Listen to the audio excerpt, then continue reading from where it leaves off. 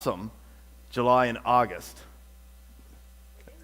Yeah, and that's about it. But the rest of the year is pretty nice too. Actually, a nice fall. But our one of the things we just seem to happen. We have spring from March till sometime at the beginning of July. It just seems to end.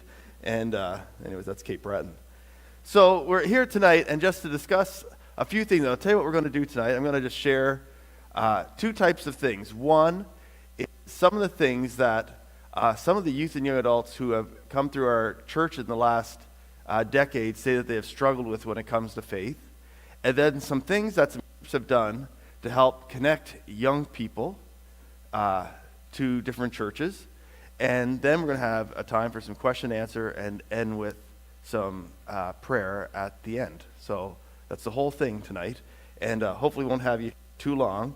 But who here would love to see the youth in their community come to know Christ? Probably just about everyone here. And if you don't, you're just in the wrong meeting tonight.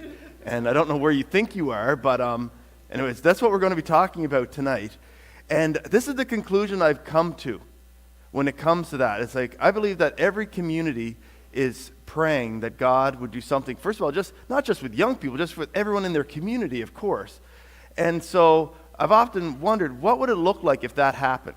So I live in Glace Bay, which I don't really think is a lot different than Bathurst. There's some similarities. Like Glace Bay used to be like an economic hub of Cape Breton. It is not. And even as I'm going around Bathurst, like Glace Bay is just under 20,000 people.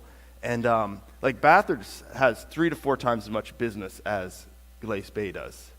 And like the economic situation, it just tanked years ago. So we have a mall, and it has a Dollarama, and it has this thing. Is it the Man Shop? Is that what it's called? You guys know? Anyway, it's like this big. The Man Cave. It's a cave. It's the right name. It's like this wide, and it's got a little drugstore in there, and like that's our mall. We don't have a theater. We don't have a pool, rec center. Right now, we don't even have a hockey arena. Our hockey arena shut down. And so economically depressed, and along with that, a lot of drug addiction has followed the poverty and stuff. So in Cape Breton right now, over 50% of every young adult male is considered alcoholic. It's 55%. And the amount of drugs that are in Cape Breton, like I realize that there's drug issues and addiction issues everywhere. And people say, well, it's the same everywhere. I actually don't think it's the same everywhere. It's bad everywhere, but there's spots that are worse. And so in the last 8 years, the amount of needles that have gotten exchanged in Cape Breton has never gone less than an increase of 25% over the year before. And so right now in Cape Breton, somewhere between 600-700% higher per capita, the amount of needles that get exchanged and the safe needles, compared to the mainland of Nova Scotia. So is drug use the same everywhere? No. According to our own Nova Scotia stats, there's 700% more people using opiates and using drugs where they're injecting in Cape Breton. So that's where we start. So when we moved to our community that we're at right now, when we went there to plant churches and kind of do what we're doing now, not knowing how it was all going to turn out, but we didn't know if there was any young people that were actually involved with any church in our community, of any denomination.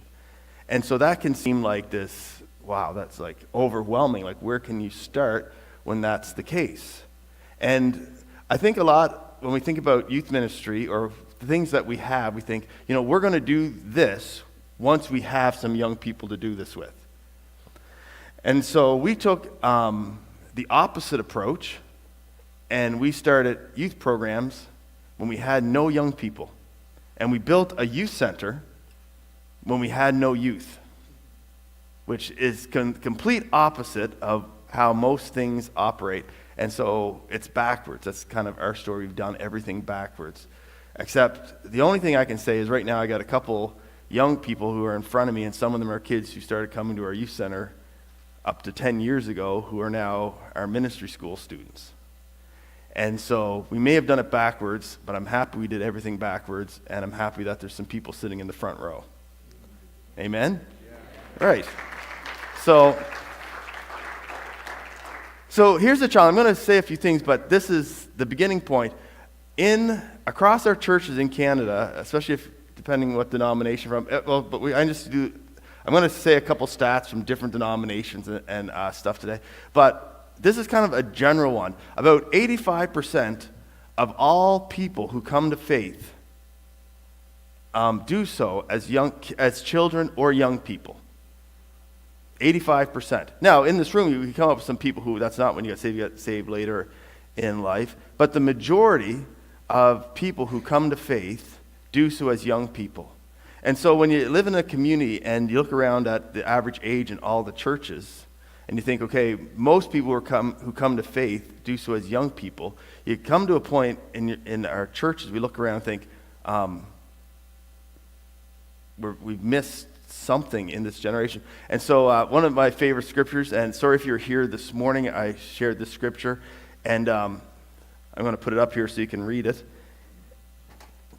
And it's this, out of the book of Ecclesiastes, and it's this, of course, there's a bunch of stories in this book who start off like meaningless, everything is meaningless. But there's this one story, and if you read the bottom line, it's also meaningless and depressing.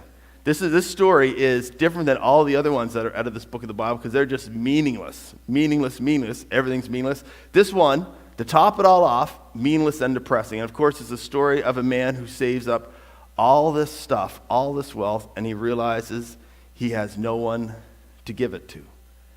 And that's not our calling as a church, because as Pastor Andy read tonight, that our ministry as a church is to take what God has blessed us with and give it to the next generation. And so if we get to a point and realize, well, we missed that, or we're struggling to do that, we look around sometimes and wonder, man, what is it that we should be doing? And I'm not here to give a bunch of answers tonight. You may have thought, like, Dave knows all the answers. Dear Lord, I do not know all the answers at all. We're just some people trying to do some stuff.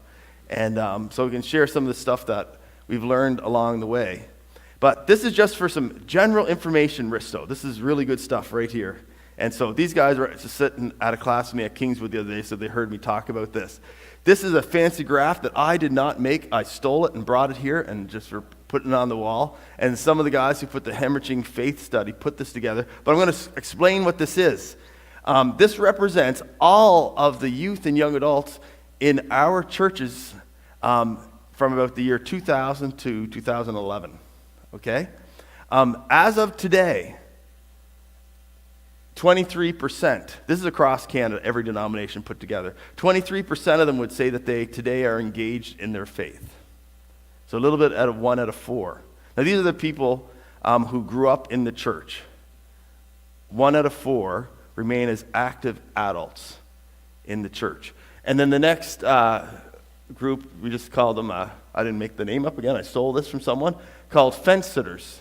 36%. And these are people, they're not opposed to faith. They still may go at Christmas and Easter and special events, but are not like actively living out their faith, not opposed to it, haven't said they reject it, but that's just kind of where the state that they're in. And put in perspective, that group of 36% represents 1 million Canadians. There's 1 million right now, youth and young adults who grew up in the church in Canada right now who would fall into that category, that are living in our communities across Canada. That's actually a really large amount.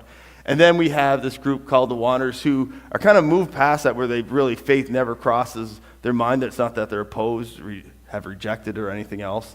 And then this last group, it would be the rejectors. This would be everyone from atheist, agnostic, or just violently opposed to church today. And so this isn't general public. This graph is about people who actually grew up in the church and where they are today. And so, I'm going to throw one more, I don't have all graphs tonight, but I do have a few I brought with me.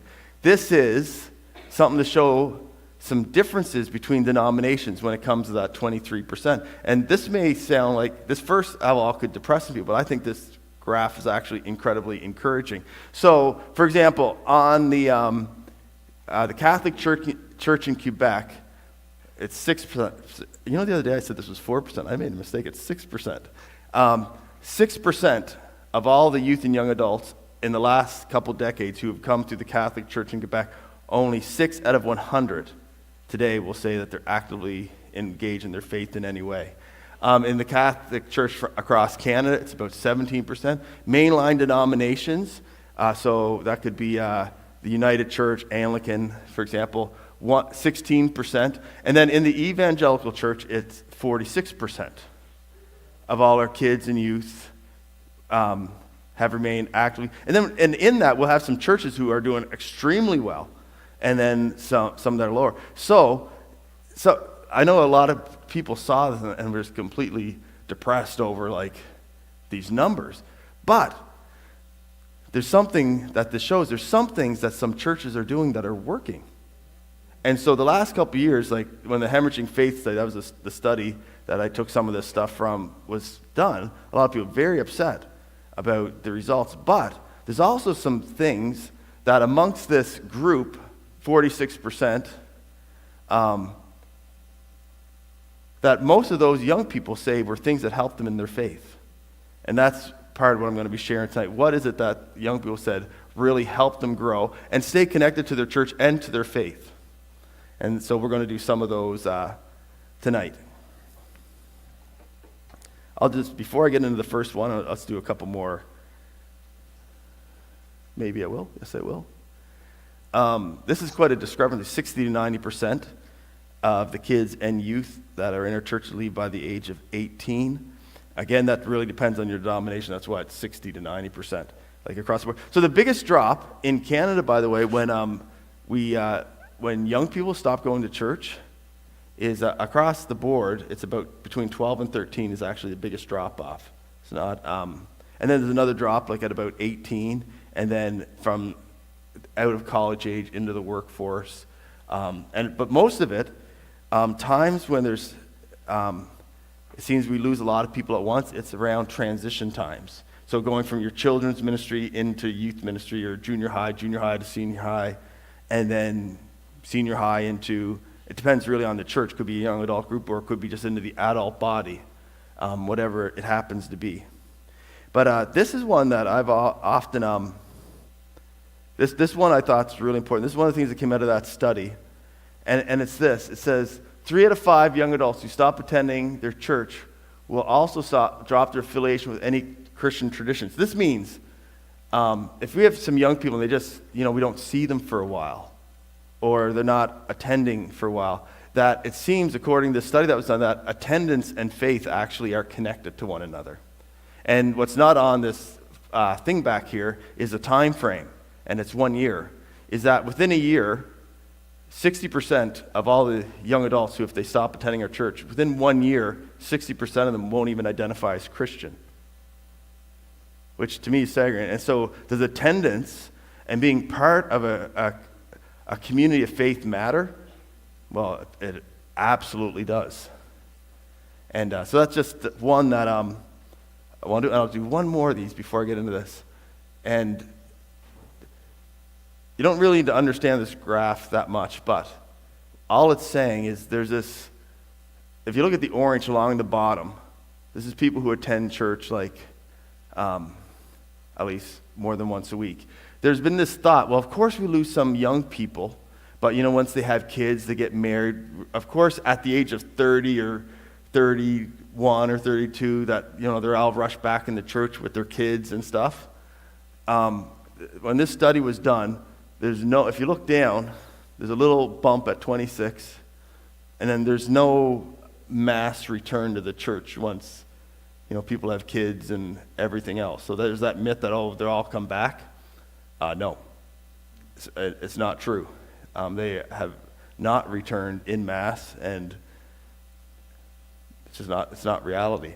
And so I'm going to do a few things tonight, and this one I love. I talk about this everywhere I go, and I just absolutely love this. And so the people in the front row, you can't give any answers right now, but I have this awesome picture of the Last Supper behind me. Now, in this picture, I've seen this picture in churches, or a similar one. It's painted on walls and everything else. But can anyone point out 1 or 2 things that are wrong with this picture? It's not a trick question. There's actually things that are wrong with this picture. Just yell it out if you got one. They weren't facing each other. Of course, they were reclining around a table.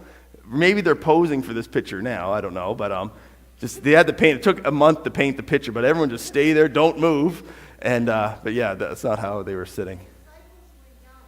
Yeah. So the life expectancy at this time, most of the people in this picture wouldn't have been alive.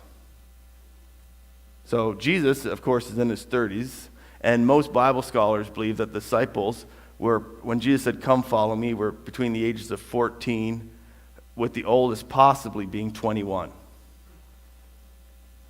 That would have been, that's the oldest that they think they were. And of course, everywhere I go, I have some people who get quite upset about that.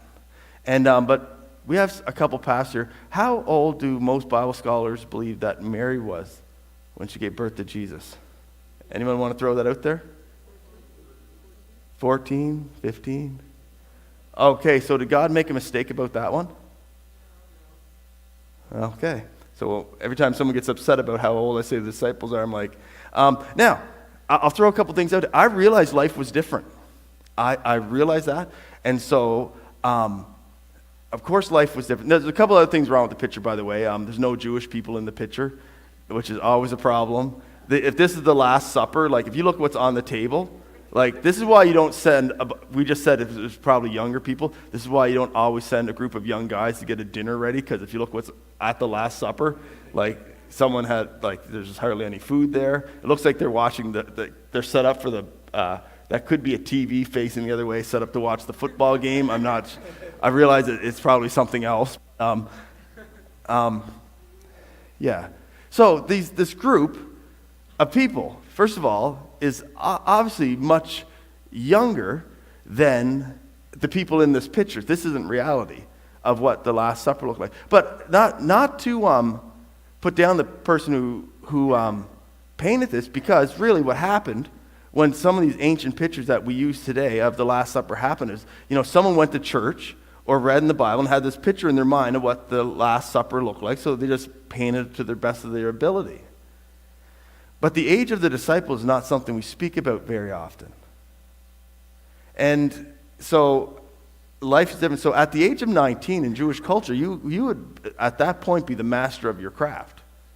Like you would have been studying under, whether it be a father, family member, and you'd be like, you're just considered a man. And so some of the things that have thrown me off, a couple of years ago, I was working with this group called Next Level International. We were doing trips in Eastern Europe. So we're in Serbia several times, working with the gypsy population in Serbia. And so I remember on this one trip, and we were working with this pastor called Pastor Salim. And it was so funny, they were sending us to do church plant training with these people, which is absolutely ridiculous, because at this point I'd probably been involved with 2 church plants. Everyone I was with had planted way more churches than any of us going to do teaching on church planting, which is, I think the training was for us. I think they had tricked us to get us there to say, you guys have no idea what you're doing in Canada. I really think that was the plan. So we get there, and this guy, Pastor Salim, who a Serbian church decided that they would let Pastor Salim start a gypsy church using their building. And within a matter of years, they had 2,000 people coming. And their church was in a tent. They had bought an old circus tent, and that was their church. And we got there, like, it was crazy how many people were there. And so the first day, Pastor Salim, of course, says, I want to take you to one of the church plants. And then I'm like, wow, how many church plants do you have? He said, well, we got about 10 going on right now. I was like, oh my goodness. So we got the first one, and I literally walk in, and so the only space, because church is already going on, there's a door, and there's a little bit of space, because this is the front row, and it's literally like, I'm this close. This is how close the front row is, right? And so we squish in like this, because the only way you can walk. And then once I'm about to hear, then Pastor Salim says, and now Dave's going to preach. Like, zero warning. No warning. And he did that to me like 3 or 4 times that week, but by the 3rd or 4th time, I was like ready, because like, he's going to ask me to preach wherever I go. And so at the end of the service, he introduces me to the pastor of the church. And he's 15. The church is packed. That's not the part that freaked me out. When he introduced me to his wife, And then they introduced me to their first baby. And this is like, that's not in my reality of like growing up in Canada, but amongst the culture we were in, that was quite normal. And they would start, because then I had all kinds of questions like, this is not normal, right? But for them, it was quite normal. For me, it's not normal. At 13, we have a giant party. You become a man or woman. If you're a man, at that point, you are working for the rest of your life. You're taking on the trade of your parents or whatever else. And the term teenager doesn't even exist. And it kind of reminded me of when I think about, okay, what was Jewish culture like? And we're trying to compare it to ours. Well, of course, could that work today? Here. And of course, we think, I don't know. And the reason we think that is because if you're in this room and you have teenagers, well, that's all I need to say. Right? That just explains itself. I have kids, I can't get them to do the dishes, I can't get them to clean the rooms, I can't get them to do anything. And so the only problem with me thinking like that is this. I believe Jesus chose the disciples on purpose. I believe churches for the last 2,000 years have been trying to figure out how do we plant, how do we start, how do we reach a community. And I actually don't think Jesus ever hid any of it. I think sometimes you read the Gospels in a way that we miss some of the most obvious things. And it's just this. What did Jesus do? Jesus purposely walked up to and picked a group of young guys, young people, and he invested his life into them. He spoke to the masses. He involved them in ministry. He spent, basically for years, spent his time investing in this one group of people on purpose. And I don't think that's hidden in the gospel. It's quite obvious. Did Jesus have disciples? Yes. Did he know who they were? Well, of course he did. Did he call them? Yes, of course he did. Did he spend a lot of time with them? Yes, we know he spent a lot of time with them. Were they around? Yes. Did they do, when he was gone, did they do a lot of ministry? Yes. It's all there. And so I was thinking, if something could mess us up today, or if the devil could mess up something on us, would be for us to accept the lie that the people that Jesus chose on purpose can't do it today.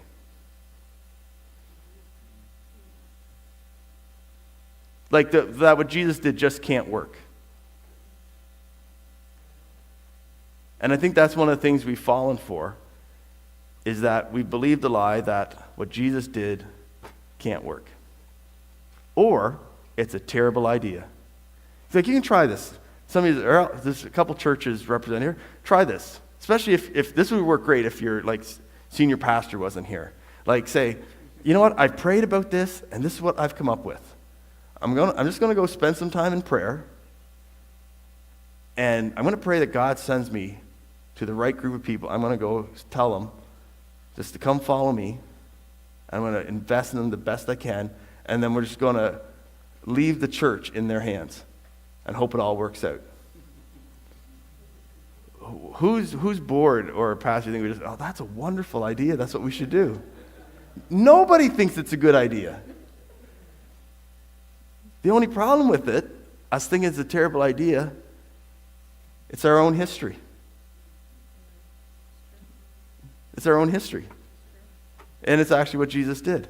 And so but it scares to death, and it's because, in part, I think we have a hard time passing something on. And so I'm going to speak more about that in just a minute. And just to back up, so when that study that I had all these fancy graphs, I have one more fancy graph to go along with it. So this is powerful right here. Way over on the left side, it's the only numbers I'm really going to talk about right now, is this. The engagers, what are something that make the engagers unique? What has affected the engagers? Why is this one group of people say that they are more likely to be involved today? And it's this. On this side over here, it's 62% of the engagers either agree or strongly agree that they were actually given something to do in their church. They are actually part of having meaningful ministry. Those that were invited to be part of the mission of the church. I'm not talking attend. You got to separate those two. those who were involved in the ministry of the church were far more likely to remain. And I was thinking, Jesus, when he called the disciples, this is part of what he did. There was never this thing, okay, in a couple years, you may be ready. This is confusing me about what Jesus did with the disciples. He sent them out in pairs to speak about him before Peter even said, you are the Christ, the Messiah. Like, we would think that's a terrible idea. Again, but it's what Jesus did. And I don't even know what you do with all that. I'm just saying it. But there's something that happens. Those that are involved are far more likely to stay. Involvement, and it's not just involved, there's things that happen when people are involved because they are living together in community, that they are praying together, they're doing something, they're seeing God work. And there's a whole bunch of reasons why involvement works. It's not just that you have someone around, it's like they become part of this. And our faith doesn't just become something we talk about, it's something that we're doing and we're living out together. And being invited into ministry also means, this doesn't mean that young people are doing ministry by themselves. It means that the church has invited them in, and these young people now are actually around mentors and spiritual parents and people who are pouring in their lives, and they're learning from each one of us in what they do. And then it's this part of that where actually, in a church where this is happening, it actually means it's just a healthy church. Because a healthy church should have every generation in it. And of course we'd be doing ministry and life together. And so it's not that some of these churches are going all the way, it just means that that church is in a healthy spot. So involvement matters. And the reason I think this is important, why I did that thing with the picture of the Last Supper, is this. If we don't think young people could do it or should do it, we will never let them do it. And so we sometimes need to break our own mindsets. Just last week, I had an unusual opportunity to speak to all the Catholic priests in our area of Cape Breton about youth ministry. And so there's this one, I call him a young guy, he's 55, and he's studying to be a deacon in the Catholic Church right now. And so we have this priest shortage in Cape Breton, so all these people studying to be able to do ministry in the Catholic Church. And so he's on a committee for youth ministry at his church, at St. Anne's. And so on that committee, he's the youngest one. And so there's committees ranging from 55 to about 80 at his church for people trying to do youth ministry. So someone asked him, he said, when are your kids? So this is just last week. He said, when are your kids going to be able to do something at church? And he says, well, as soon as my parents let me, I'll make sure I pass it right on to my kids. And I was like, it is such a challenge that even as a 55-year-old felt like he had no part in his own church because everyone in leadership and who's doing stuff is older than him. Now, in evangelical churches, you'll find that number's just a little bit lower, but the same issue exists. And so this is what I think happens to a lot of our young people. And I don't want to just talk about young people who grew up in the church. I'm going to do 2 more of these, and then I want to take a little bit of a shift. I think how we do youth group can be absolutely incredible what happens. There's some amazing things that happen. So as a young person, Risto here goes to Grace Christian Fellowship. Is that the name of the church? It's Grace. I'm just going to say Grace. Grace Fellowship, a Reformed Presbyterian church in Sydney Mines. And you go to youth group there? Yeah, and I bet you play in the band there too. Yeah, and next week you're helping at a VBS? Yeah, it's like in all this stuff. So he's involved with this group that gets together on a weekly basis. They're doing like ministry. Next week you're doing a VBS, you're going to be ministering to kids in his community. And when we think about each one of these guys and girls that are here right now, I know are helping with senior high, and they're helping with junior high stuff and some kids stuff, and actually are involved with the planning, setting up, running everything. Like this whole thing. And so we have in our churches right across the board in Canada, we have all these young people doing all this stuff. But once they turn 20, this is basically why we, when it comes to involvement, that we struggle. what's after that? Well, if you can stick it out to your 45, you probably could be in a leadership position of some kind in our church. And guess what? They haven't stayed.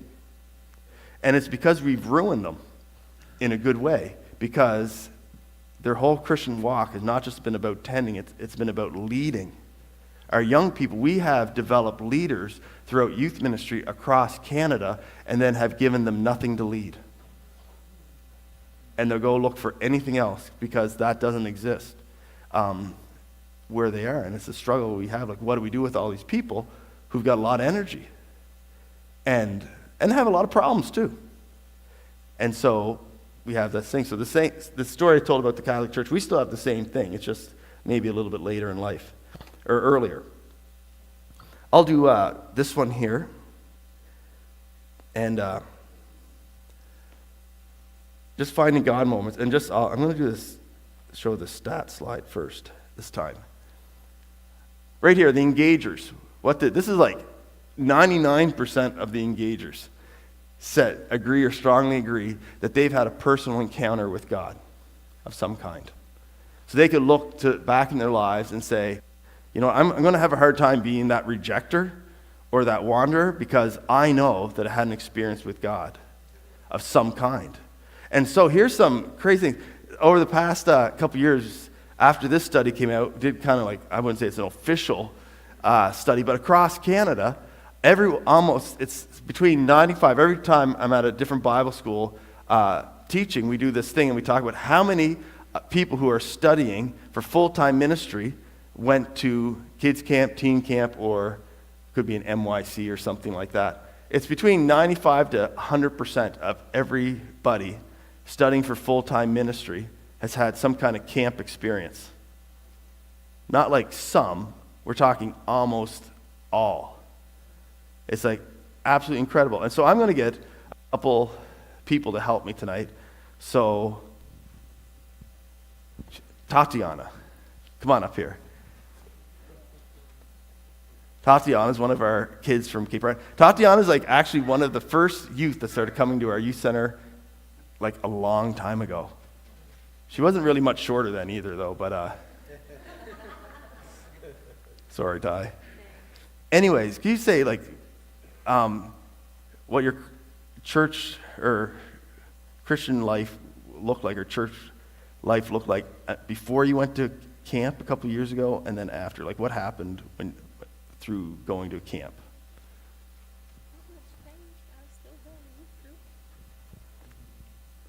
Okay. What was your belief system like before going to a camp? Oh. Yeah. Yeah. I went to youth group and I did kids programs and stuff before I was a Christian, or before I went to camp. But I didn't want anything to do with like the church side of that. I wanted to do the programs or whatever. And then I went to camp and it was very emotional because I cried a lot. And what happened during camp though?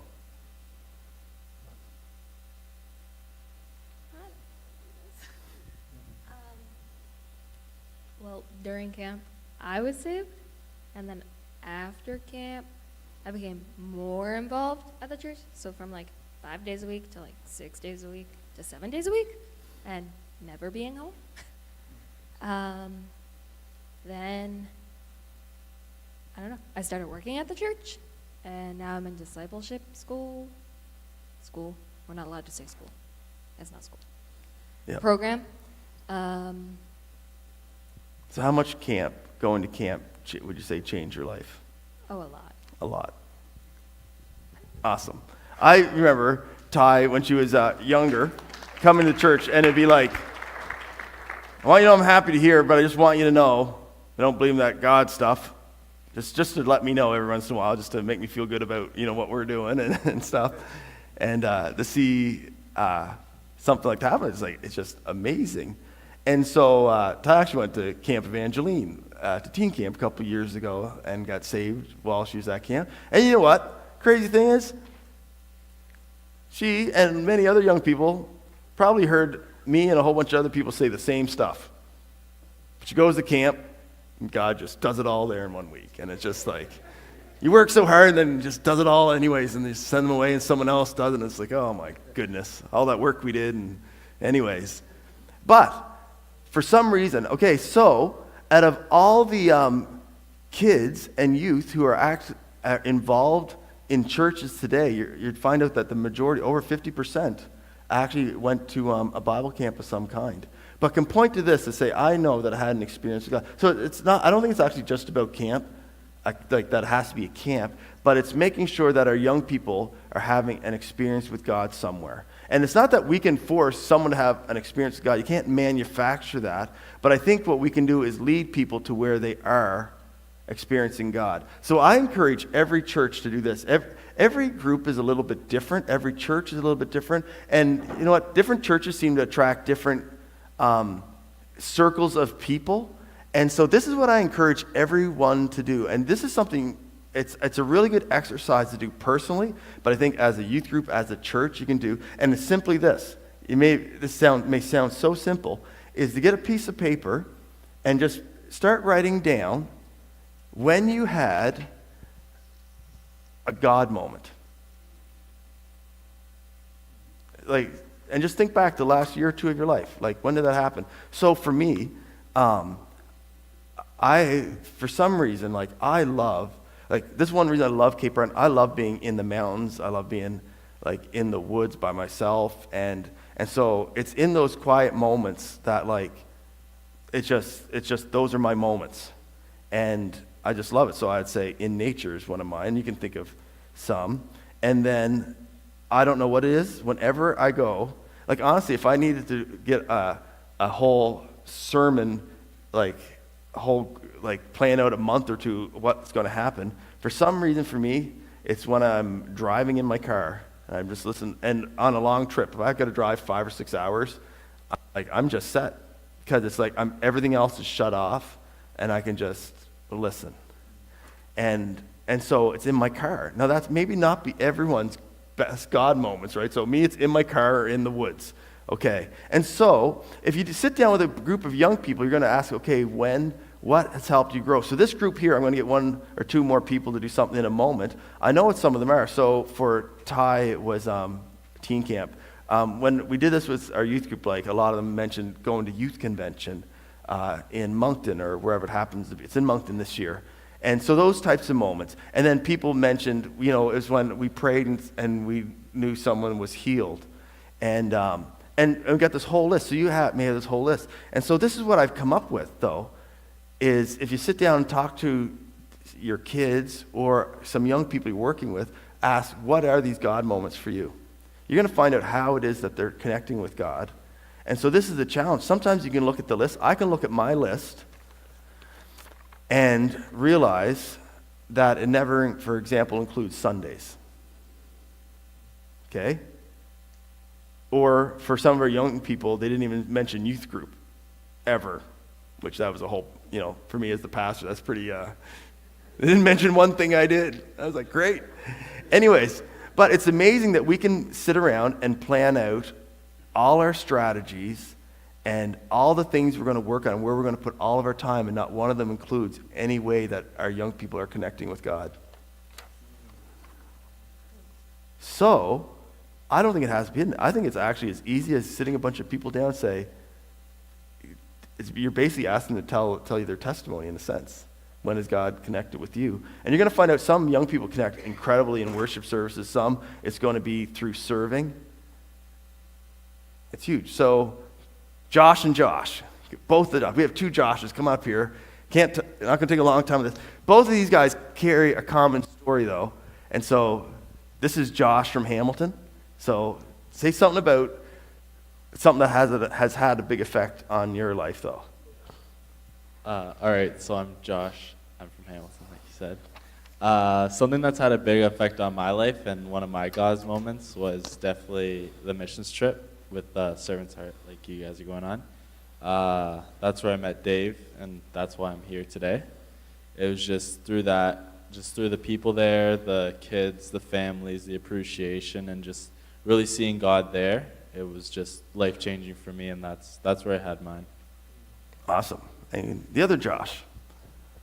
I'm Josh from Cape Breton, and thing that happened to me, I was on a mission trip too, and just seeing God work through the kids there and how happy they were with so little, and how like you'd play with like the smallest thing, you play with a can or something, and they'd be so happy. And we have like iPhones, we have like so much in just like North America, and that we're not near as happy as them. And it was just like such a change in my life, and it was just like, wow, like God's working here big time, and like I want to be part of that. And then so that had a big impact on me. Awesome.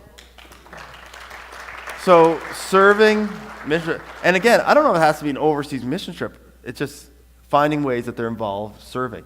And so again, here's interesting. I didn't know this till the Hemorrhaging Faith study came out. Over half, again, of all the youth and young adults that are in church, actively involved in Church Day across Canada, over half of them have been on some kind of short-term missions trip. It's crazy how much effect attendance, serving, involving, and helping young people have God moments. In fact, those are four of the big ones.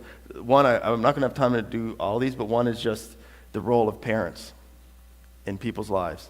The difference between the engagers and all the other things, the effect of parents is absolutely incredible. That young people who have two parents who are involved in their church, and that their kids see them actually not just attending, but actually serving, being involved, and reading their Bible at home and praying. The amount of that have that going for them is the amount of them that stay engaged in the faith is so much higher than someone that has no one. And so I'll just do two things quickly because I want to have some time for some questions. Is this, and it's simply adopting. And how you do this is something that, whether it's be in our building like this or in our community, I'm not saying how you do this or where this needs to happen, but it needs to be a mindset of the church. When someone gets saved or steps in the doors, like something we're happy that they're here, but we need to understand that they're actually have become part of the family of God. And so Lifeway did this study. Lifeway is a group who does all these studies in the States. And they said this, so in Glace Bay, 95% of all the kids who come to our youth group in our church do not have Christian parents. Okay? So according to Lifeway, this is something they said, and I just read a couple years ago, and it's really made me think about what we do as a youth ministry where we are. And if you're going to reach out, and if you're going to restart basically youth ministry in this community, you'd have the same thing. If you just could get 100 young people to come here or a different church to youth group, they're not all going to have Christian parents, right? They're going to be kids from your community. And so this is what these people were saying, that if you had 100 of these people come into your church and no one in your church adopts them, like actually becomes a spiritual parent of some kind, that not just that they're attending and they have a leader, but that someone doesn't spiritually adopt them, to take them on as a student, or that I'm going to be your mentor, I'm going to just make sure that you make it. And a group of people really doesn't. I don't think that's just one person. A group of people doesn't do that. Lifeway put this thing out and said 1 out of 100 will remain as active adults if no one adopts them. And the difference between churches who, like, when young people come in, they're not just this annoying little noisemaker, they're my kids. That mindset alone changes everything. And this is the best way to remember it. Risto, you won't forget this story, okay? Sorry, I'm picking on Risto today. When I was younger, my sister used to babysit other people's babies, right? In our house. They cried. This is before I didn't have kids at this point, because I was younger than her. And you know what else they did? They pooped. And I remember my sister changing diapers. And I thought, that is the most disgusting thing you could ever do. And not only diapers, changing they're not even your kids, they're someone else's. Now, my wife's a nurse, so she has to deal with this all the time. And but I was thinking, well, at least she gets paid to do this, like good money to do this. But so my sister's doing this, and I was like, and when I was young, I was like, over my dead body, would I ever do something so disgusting? And have you smelled that? What comes out of that? And it's like, it's just horrendous what's going on. So, my first son's born, Matthew. That day, I was changing diapers. And I actually remember when our youngest, Amanda, I still remember the day. We were living in Windsor, Nova Scotia, and she was fully potty trained. And I realized we had just lived 10 years of our lives straight, changing at least one set of diapers every day. And like, we had a party, right? And but this one day, I just started changing diapers and did it for 10 years straight. And you know what? It stunk every time. But I'll tell you what the difference was. Matthew is mine. And when they're yours, you're put up with a lot of stuff that stinks.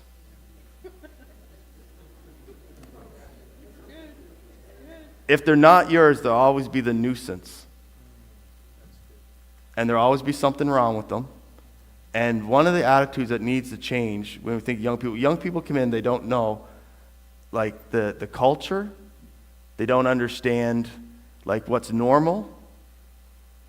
And how could they? They didn't grow up in this. And there's a story in the Gospels about this guy who gets healed. And Jesus, of course, says, take up your mat and walk.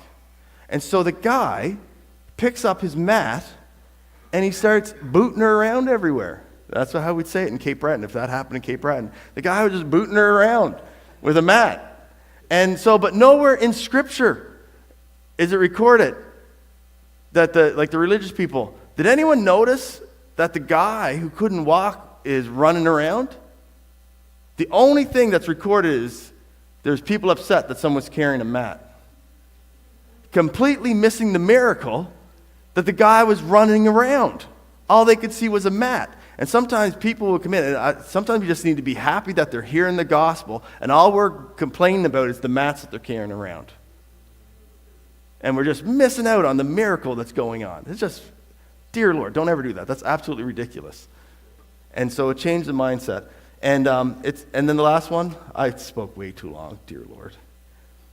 It's creating safe space. And this is what I believe every church, we have this opportunity, every church, I believe God has blessed every church with space. Like in Cape Breton, we have such addiction issues, and I just hear all the time, if we just had more places to do this, we had this, that. You know, it just sickens me every time I hear that, because I'll tell you who owns the most space in Cape Breton that sits empty almost all week. The church. I'm speaking about churches all together. The church owns the most space. God's already blessed us with it. And so what do we do with what God has already blessed us with? And this is maybe a different way to think about it. I love this story. One of our pastors shared this just a couple weeks ago, and I'm going to end with this, it was actually about St. Patrick. And they had this, and his church, they built this wall around it, and it was only this high. And it was a round wall. They built it around, and it came to the front, and it was kind of modeled after the story, of course, that Jesus is the gate, and how the same thing that the shepherds would have had to keep all the sheep in. But it wasn't a wall to keep people out at all. It was the idea that he believed that they needed to create a sanctuary. And now we have an idea of what a sanctuary is. It's like this quiet spot, like we're in a sanctuary right now, and it's a place, for reverence stuff. The original idea of this as sanctuary had nothing to do with that. Sanctuary was a place that someone could go to find peace. It was somewhere where those who had no hope could come and find hope. It was somewhere that those who were hungry could come and get something to eat. It's the place where that those who were lost could be found. Those who had no clothes could come and be clothed. And they built this thing, and the idea was that when someone steps into this spot, they're going to have a picture of what the kingdom of God looks like. And that if there's something that young people, I believe, are looking for, it is safe space. And it is someone to love them. And it is someone to adopt them. And something we want to just work on the programs. If you don't have people who will love, it doesn't matter what program you ever start. Our best youth leaders, I don't want to say best youth leaders, one of our best youth leaders, though, we have a lady in our church, she's 50, her name's Gosha. She is a mom to countless amounts of kids. And I say, where's the starting point? It's simply that. It's actually just being able to love people. And I can share a lot about ideas of stuff that we've done. But we're going to do a couple questions in a minute, and I do need to stop, so don't go too long. But let's do even 10 minutes. That's all right.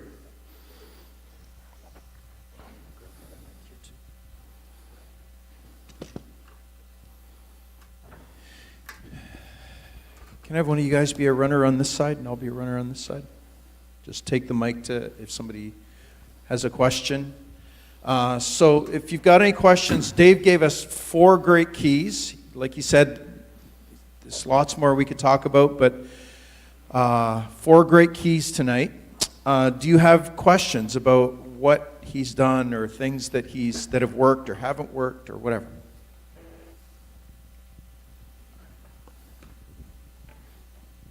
First of all, thank you very much for coming and presenting here to us tonight. We really appreciate it. My name's Jim Chamberlain. I'm an educator here in Bathurst. I work with at-risk youth through our local high school. One of the things that I'm seeing with our youth is disenfranchisement with everything that is around them. And sort of a belief that I've always held is that if we show them a powerful light, if we just be there for them, that leads them into, why are you a light? And I always felt that question will come if you open the door that way. I feel I don't have to stand there and preach the Word of God.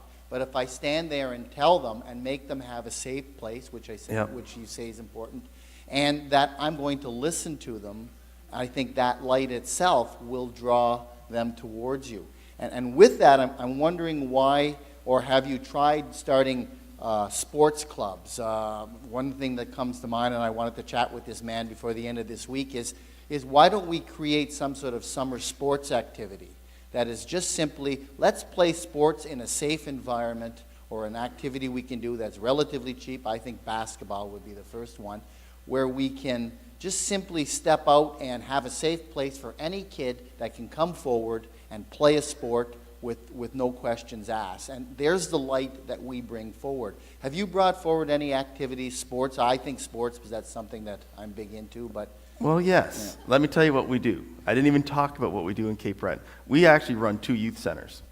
We run between both centers, between 300 and 500 youth per week come through our doors. That's between 2 centers. And some of those are repeats. And so we started on, actually from Sunday night right till Thursday night, regular program, and then our building's used. So we have, I'll tell you what we did do that I thought was smart. So we live in Canada, which has unique things about it. So we picked when we started, some things that aren't available in the winter. So we have, in a given week right now, we have 2 age groups for floor hockey in Glace Bay, 1 in Sydney. We have 2 skateboard nights, 2 scooter nights. We have open gym nights. And there's nothing for kids in Glace Bay to do, so this is kind of how we connect with kids. And so actually almost every day there's some sport going on. Now we just have a building we can do that in. We have 2 buildings we do that in. But it's been the open door. It's actually how we met a lot of the kids that come to like our youth group, is actually through that. And so what we did though when we started is the skateboarding one, for example, super easy, because like here right now, I noticed there's a skate park here. I noticed that there's 6 feet of snow on top of it. So if you happen to be the spot to have indoor that, you'll be the only place. You will have everyone who does it. You don't even have to try. They all come. You'll be the only, because you're the only place. So some of what we did with sports stuff, just to give stuff for our community, we just picked stuff that the kids didn't have anywhere to go, and we're the only place for them to do it. Have you ever gotten out into the community as opposed to bring them into your facility? Well, I'm glad you asked that question. Yes. So here is what makes what we do a little bit unique. Every church doesn't operate this way. Our buildings, when we got them, we didn't need them to hold our services in.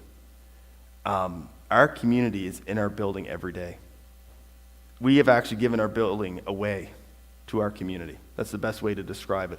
So if you want to meet people in Glace Bay, you can actually come to one of our centers, and you can meet random people from Glace Bay all day.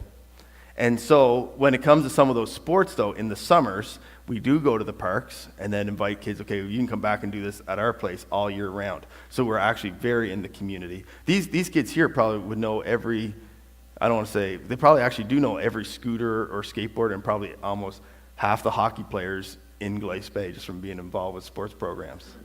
So it's a huge open door. But it's so much easier than you think it is. You just pick the right thing. We don't, like, we run some programs that take zero prep. We unlock the door and we hang out with people. It's a really good opportunity because it's like low stress. And I love those things because I have enough stress.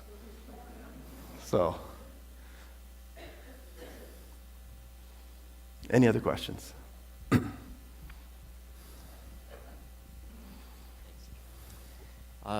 Thanks, Dave, for your presentation. I really appreciate it.